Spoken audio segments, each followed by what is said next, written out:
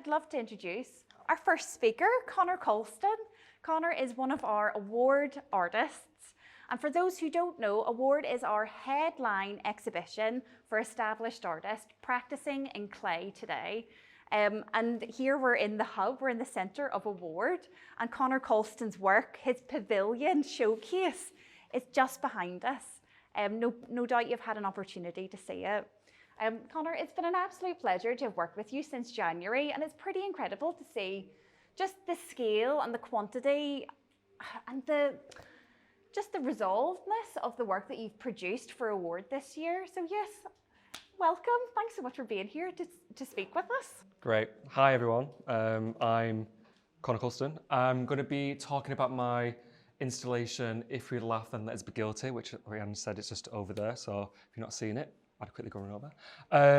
And yeah, I kind of was saying to Rhiannon, I kind of regret choosing this picture as my first slide because it's after I just threw the PowerPoint together after a long day. I was like, oh, just choose that picture, my first slide. And I must apologise now.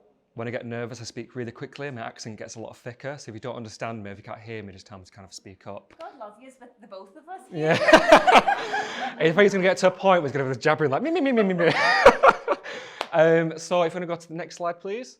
So basically, I'm going to start with this quote that actually the title of my installation was actually the title of my dissertation from the Royal College of Art. And I opened my dissertation with this quote, and it's called, "The fool is a social type of great importance, so great as a matter of fact, as to be considered equal in the stature of the hero or the villain." And the reason why I love this quote is because through my practice, I'm not allowed to swear, I love to kind of like take the mick out myself a little bit. I've got this I feel like I've got this very strong self-deprecating sense of humour, where a lot of my practice, well, it's kind of like a selfish sort of process, because what I make to kind of make myself laugh as much as I can, because when you kind of like live in your own, work in your own, you kind of get a bit like loopy a little bit, really. So yeah, my practice is very much inspired by charity shop ornaments and museum objects. And the reason why I'm obsessed with kind of like these charity shop ornaments is because it's the idea that you can go into an ox farm and find a little bunny rabbit for 50p, and you kind of think, where in God's name did this bunny rabbit come from? Did like some old ladies kind of like pop her clogs and it's just left there, and someone kind of just took it to Oxfam? And it's kind of like trying to like reimagine those narratives behind the objects, really. So a little bit about me. Next slide, please. Well, that's really interesting, because one of my questions actually was, what comes first? Is it the inspiration from the object, from the museum showcase, or the kitsch ornament from the charity shop, or the idea, the concept, the feeling?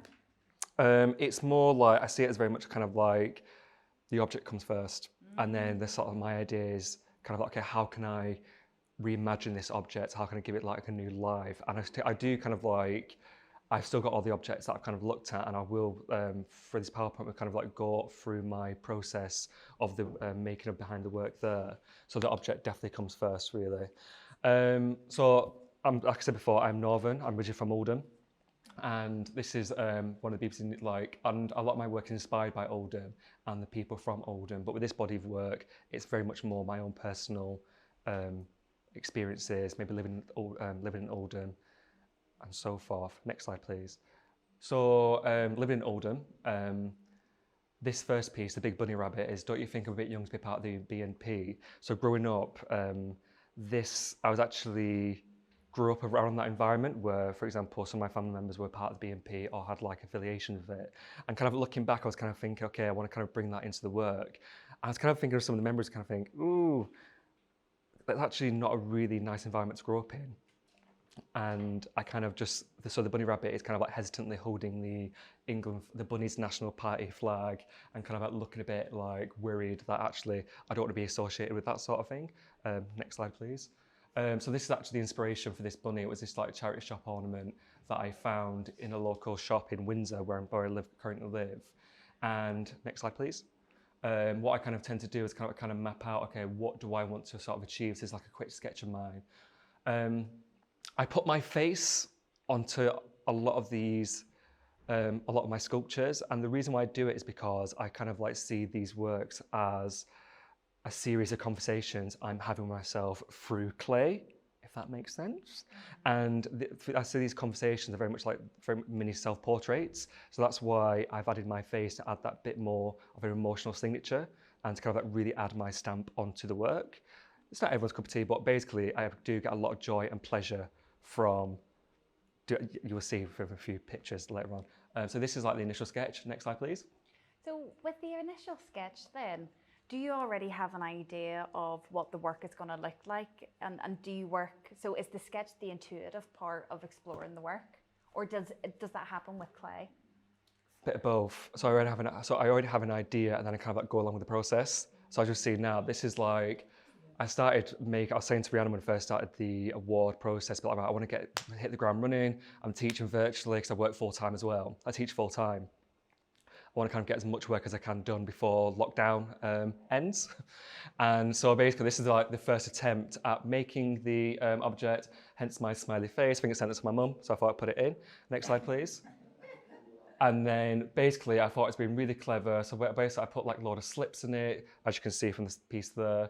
Spent about an hour making this contraption. I was kind of like, okay, I want to dry it really slowly. And then next slide, please. Came in the next morning, and then this happened. It kind of collapsed. So the moisture from the actual clay and the weight of the head kind of collapsed. So yeah, so making this bunny I've learned a lot from being part of a ward, and technically as well. So next slide, please. And so basically, this is, I sent these to my friends. I thought it was really funny, especially this one here. This is on my Tinder profile.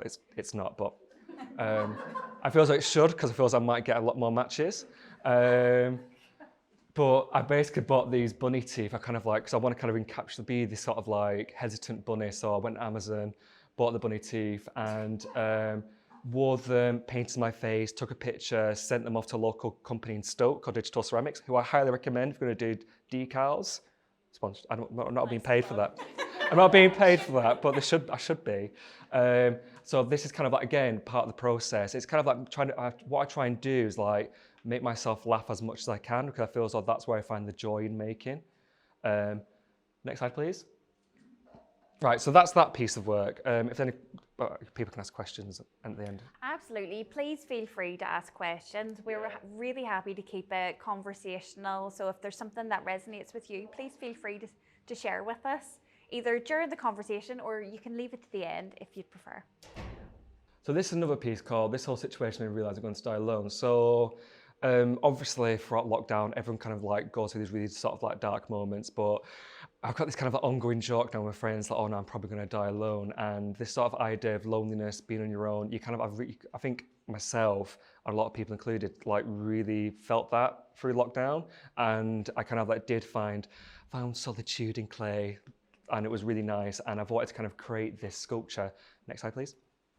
And this is actually inspired by this. I don't know what's going on with this man, but it's another charity shop ornament with an old man. I think he's a drunk. I'm not really too sure, but I found it, was really interested in it. And next slide, please. Again, I was kind of like thinking, okay, how can I reimagine myself in my front room, lying down, eating some chocolate pillows and some pizza at the same time, and with my Posh Spice t-shirt on. I had to wear it today. And so basically, what I try and do, I do try and incorporate a lot of like 90s sort of like memorabilia, nostalgia. Next slide, please. So I did try and incorporate, you see the kind of like Cynthia from Rugrats, absolute gay icon that she is. If everyone's not watched Rugrats, the 90s Nickelodeon TV show, and Cynthia was this sort of abused doll by this little brat called Angelica, but she's like dead inside, and they have a lot in common. So that's where the hair sort of comes from. But if you kind of like look around the actual sculpture itself, it is kind of replica of me in my front room. And I tried to be a bit naughty. There's a few SEX toys behind my actual sculpture. I kind of have to hide them. Rhiannon was like, hide them as children, walking around the shore. And yeah, that piece itself was I really enjoyed making it because I've been working on my modelling skills, and it was kind of really nice kind of do all these. It's a bit more like Alice in Wonderland, like I'm huge, got the PlayStation 4, then the mirror behind me and this huge teddy bear. So it's like a lot of skewed, but it's just all this sort of information thrown and reinterpreted of the old man lying down. Next slide, please. Oh, there it is. That's me making it. Again, yeah. Don't use buff clay. Buff clay is just a really rubbish clay. Use a more groggy sort of clay because this one was a bit of a nightmare, really. But really, I kind of really went for it. The texture that you've achieved with it, though, is absolutely beautiful. It's great, like wonderfully expressive. Well, this the thing is kind of like when I'm sort of making through clay, I'm kind of talking about loneliness, sort of that depression. I don't really want to make it a pristine sort of object. That's why the object itself is quite raw. It's got this sort of like really expressive, the text going around it. There's a lot of information. It's kind of like a bit of a blur because that's what lockdown was. It was like a bit of a blur. And I really think that I wanted the work to be kind of like really raw, ready, and then this sort of like angelic sort of like face looking up, contemplating, that sort of thing. Next slide, please. Right. So, right, if you're going to love, if you're going to want, if you're just going to want me from a body, we aren't going to get very far. And I do this. I don't know if anyone knows my work. I make these like teddy bears, and I've been sort of like slowly developing these teddy bears into more animated children cartoon teddy bears. And this is very much inspired by being a single gay man, being in Grindr, and not having the Tom Daley body. And all the other, like, I do love the gay community, but at the same time, we are very superficial and quite shallow. And I feel that from my experience, a lot of guys are kind of like rejecting me because I don't have the perfect body. So I kind of like wanted to kind of incorporate that sort of like idea, feelings, rejection into this sort of like humorous teddy bear with a rotating banana and this sort of like FU face, like I'm sexy. I'm a solid 6.2 out of 10, but inside, 10 out of 10 personality. And so next slide, please. So this is the initial sort of drawing, and I wanted to kind of like, just kind of recreate it. It's also got a really nice behind, a really nice buttock, so definitely have a look at it. For those live streaming, you can't look at it, but I think Rhiannon might post a few pictures later. On the live. Yeah. Next slide, please. Mask for mask. I think this goes back to sort of like gay culture, being like a camp. Well, I've got like this idea that like a lot of gay guys just want other gay guys to be sort of like masculine, like even though in reality, like a majority of gay guys are quite feminine. So I actually wanted to create a Toby jug inspired by, next slide please, inspired by this charity shop object. So I found on Instagram and somebody sent it to me, and can you just go back to the previous slide? I wanted to create a Toby jug with fishnet stockings and high heels. And I just kind of imagine that if I could do this position, that'd be me in Soho on a Friday night. But unfortunately, I need to stretch a bit more for me to actually ever get in that position. Next slide, please, and the one after. Right, feeling fat, stressed, and knackered. So this piece is actually inspired. This piece made me question my values, my making process, etc. and so forth, because this piece did crack. It was kind of like, it was a nightmare to make. And I actually cried over this piece, actually. I think it was a FaceTime with you. I was kind of like really threw the spanner in the works, made me really question my values, because kind of like, obviously with ceramics, this idea that everything has to be perfect, not cracked, pristine. And I wanted to kind of like, didn't want to lose the integrity of the piece, because as I said before, every piece I make is very much like a conversation I'm having with the clay, and it feels like the way the clay reacting what makes the piece very authentic. So that's why I kind of went for it. So next slide, please. So this piece is actually inspired by this 18th century Royal Derby porcelain figure in the V&A, and the reason why I chose it is because I really fancy it. I know it's a bit weird, but I really fancy it. Whether you can fancy inanimate objects, I don't really know, but it is pretty gorgeous. And I don't know, I feel as though the original maker definitely a part of my team. It probably wasn't officially out, because nowhere was a sexy shepherd with his dog. I don't know, I feel as though it might be a bit rough and ready back then, the actual real version. Next slide, please. And this is actually linked with the shepherdess originally. So if you look to the BCB website, you might have seen a piece saying, "What the F is this sheep doing?" Where I, can you just go to the next slide, please? Essentially reinterpreted the previous slide with this and kind of like put a condom for a head, and the sheep like a fairground ride, and it's meant to be looking down, but like, what the hell? So what I essentially wanted to do, next slide please, was recreate that shepherd, but very much linked to this. And I was kind of like, do you know what, it's just not going to work. Actually, I'm lying to you. I've been wanting to recreate this piece for ages, and I thought the award was actually a perfect time to do it. And instead of kind of pursuing this route, I actually went down another route. Next slide, please. Can you play this video? Just press the play button.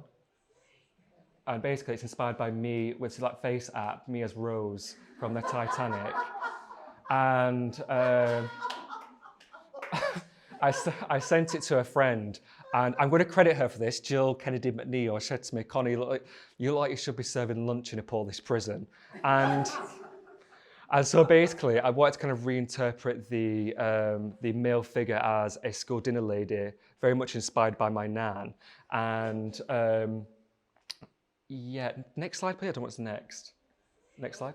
Oh, so can you go back a few slides? Yeah. And again, just to the actual piece of the work. So, oh, next one. Oh, sorry. No, it's fine. So yeah, so basically I wanted to kind of like really change it up. Instead of kind of like meet a really beautiful, sexy guy, I really kind of like, this is very much about, my nan was a school dinner lady, and my nan is very much, inspires my work quite a lot. And working full time, having a practice, trying to stay healthy and sane, like I kind of called it feeling fat, stressed and knackered. It's got like references to my old high school. They've kind of like wheelie bin while they were kind of like trash around it. Basically, it's meant to be like a bit of a poo tip. Like, I'm trying not to swear, I'm trying to be really good, thank you. And hopefully you can see all the links, and got the England flag there, very much linking back to the bunny, this sort of references to the BNP, this sort of like white nationalism that is still quite strong in Oldham. And yeah, you can actually see quite a few of the cracks, and even though it did crack, this piece is quite special to me because I feel as though moving forward after award, it has kind of like made me change my artistic practice essentially, because I feel as though in the work you'll see a lot more in the future will be more raw, be more ready, hopefully be more authentic, and just kind of like thinking like, do you know what, it's a real honest conversation I'm having myself, and I hope you just pretty much enjoy it. So can you go to the Harry Styles piece? Just really capturing that emotion and that energy. It's really brave. Thank you. So this piece is called Some Words for Illusion to Despair, and this I wanted to just really go for it. I wanted to include some neon lights. I wanted to kind of I initially wanted to put neon hearts going around the actual pot, but I couldn't really achieve that. So I was kind of thinking, okay, how can I really do something that's kind of like sickly sweet? Next slide, please. So again, this piece is inspired by the Limoges vase from the V&A. And I actually looked at this when I was in my first year at the Royal College, and I keep going back to it. I don't know why. It feels you kind of like, you come across these objects in life, you keep going back to it, and I probably will come back to it again in the future. So throughout, when I'm like 80-year-old, you might see another 12 reinterpretations of this vase. You never know, when I'm kind of like dead and buried, I might have a little retrospective of like, yeah, I don't know. What is it about it? I don't know. I think it's just kind of like this blank canvas and these fat little babies on the side of it. It's just, I don't know, I think it's quite special. If you go to the V&A, it's just something about it kind of really draws me in. And I think it's because, do it is. I think it's because it's one of my first objects that actually led me to create my teddy bears, my birds. And after nearly failing my first year at the Royal College, it's just kind of this keep going back to it. I've not conquered you yet, that sort of thing. So it's kind of like a bit more of a personal mission. Next slide, please. So the reference, Some Words for Illusion to Despair, was actually inspired by Nelson. He used to call Nelson's name, my mind's gone blank, from The Simpsons. And it's where this scene where he's doing some work for the detective, and he's like, I got what you were looking for me, now get it back to me. It's like, my picture was Snow White. And then just the kind of like scenes like, it's just an actress. And then Nelson goes like, shut up, Some of us prefer illusion to despair. And basically me and my friends have got this kind of like ongoing joke that me and Harry Styles are kind of like trying manifesting Harry Styles over the lockdown. It's like, Harry Styles! Obviously, it's with an older woman now, so that's not going to happen. So yeah, it's kind of like this sort of like humour, kind of like playing with it, this idea of living in a fantasy, being a single gay guy, kind of like, do you know, it's kind of, we really fancy someone. So next slide, please.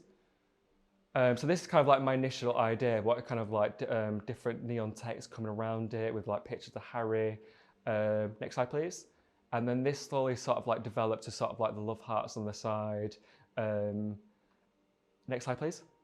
And then kind of like think, okay, how can I get these sort of like, have you seen like Japanese manga anime? They kind of like love, when you kind of like, they see like a Japanese girl kind of like in love, there's like love hearts going around her. That's what I wanted to kind of achieve with the neon.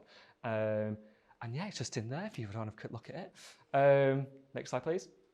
So yeah, that's that piece. Am I speaking too fast? No. Okay.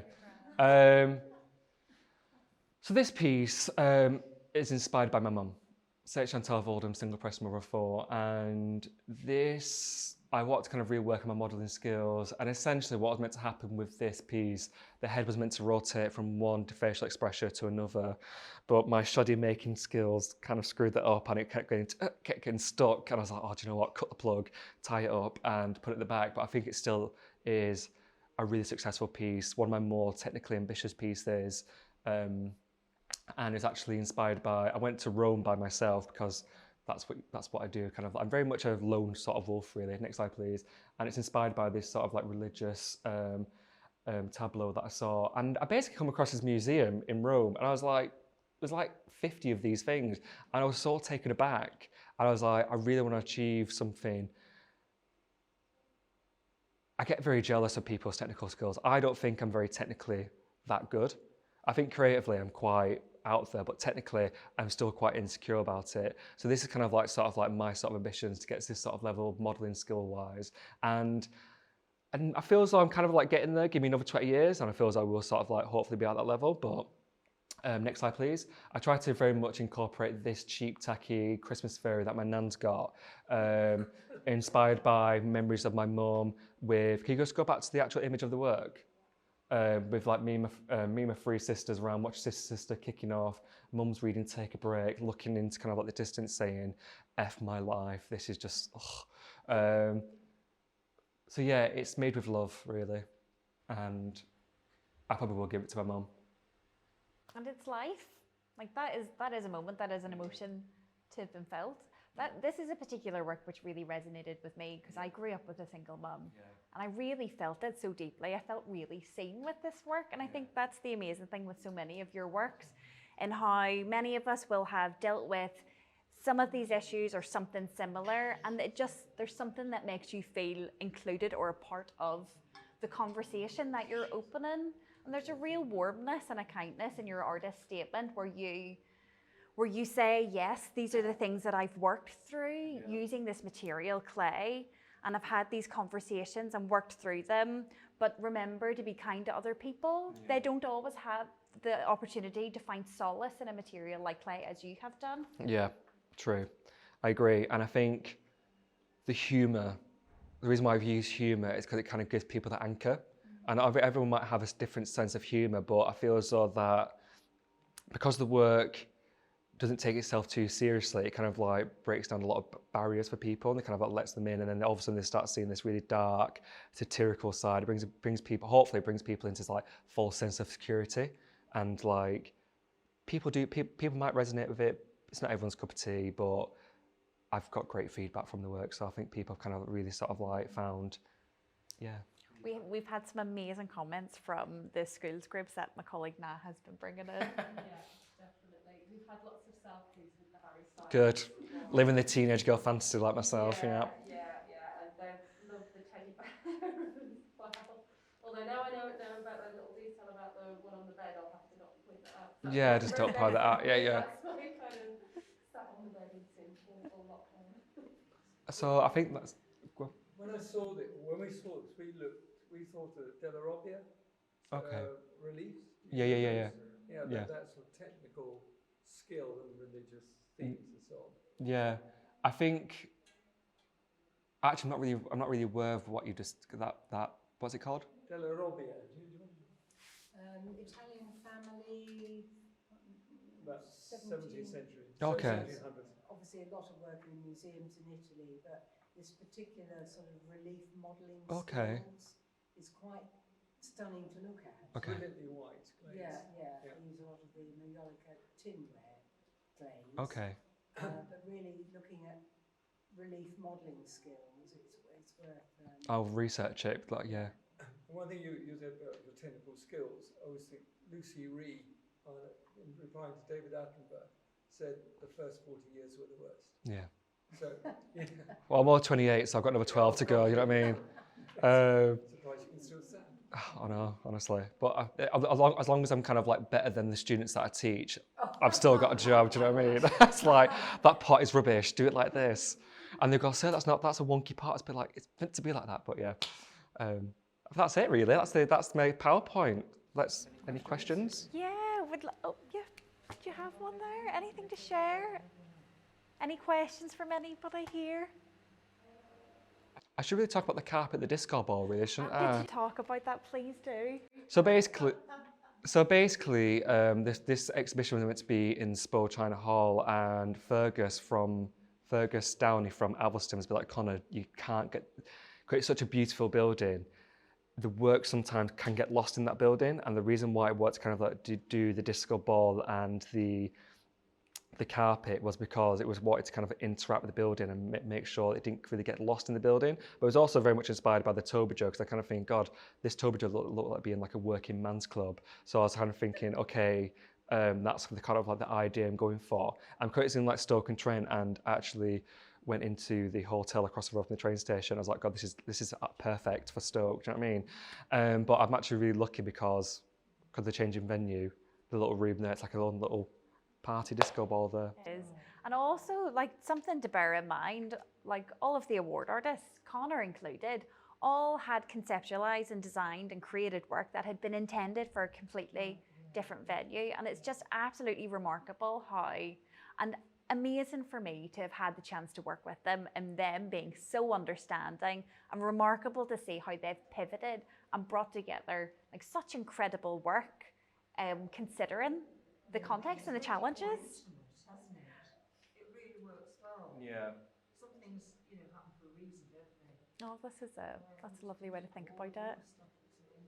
A lot of people keep saying to me, was the carpet left here? I said, no, I bloody bought it. Like, you know what I mean? Like, It's plush. it's plush, yeah. People keep saying to me I should people keep saying to me I should kind of like cut the carpet up and kind of like frame it and kind of send it out to kind of people as like a thank you.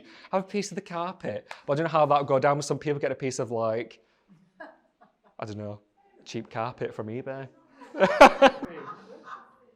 Here it works.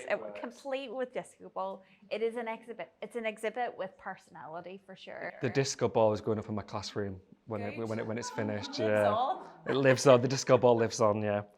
Can I ask, Connor, how did you come to working creatively? Like to being an artist? So I've told this story so many times before. It's because I failed at all my other A levels apart from art, and basically, That's a signal if ever there was one. yeah. So Our Ladies went to Our Ladies School, and we had this huge kiln. Like, I feel like ceramic is a school built in the 60s, and I think ceramics are still very much taught in secondary schools back in the 60s. There's a huge kiln, and we had all this clay. I said to my teacher, Miss McElroy, called a Big Mac. I was like, oh, can I use some clay? And I modelled these sort of like clown heads, and she comes up to me. I'm doing a really bad Irish accent now. She's Irish, and she goes, "This, Connor, you've got a gift. Connor got a gift." And I was like, oh, thanks, miss. And yeah, ever since then, I've not looked back, really. Yeah. It's a really good accent. Yeah, thank you. I've yeah.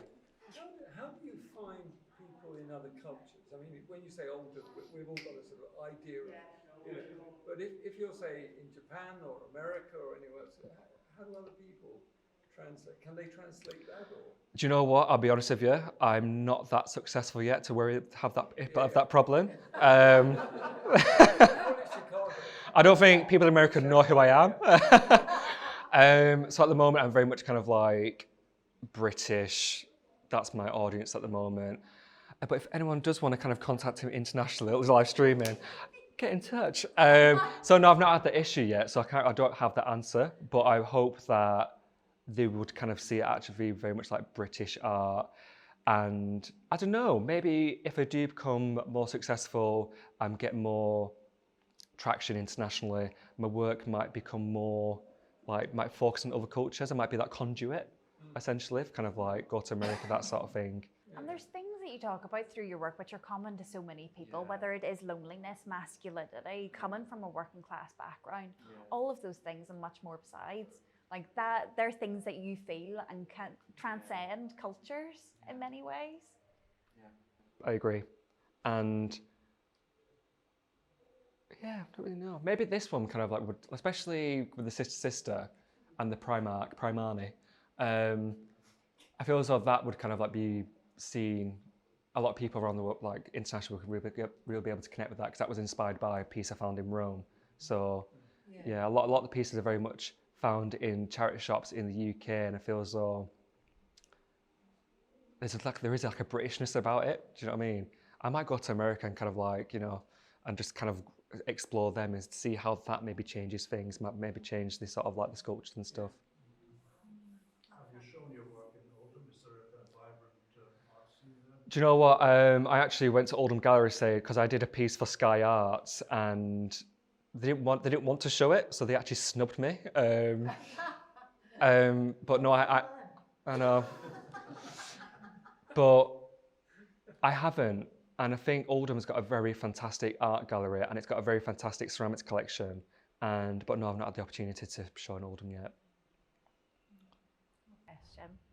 Anybody else have anything they'd like to ask or anything you'd like to share? Oh. No, I just think your work's terrific, and you know, there's lots of technical questions, you know, firing temperatures, glazes. You take a photograph of your face, send it up to Stoke Digital or whatever. They produce a photograph as a decal, and you then put it on and fire at a low temperature. 800. Oh, Yeah. But yeah. So that's the last stage. Pretty much, yeah. Lusters and the decals are the last stage, yeah.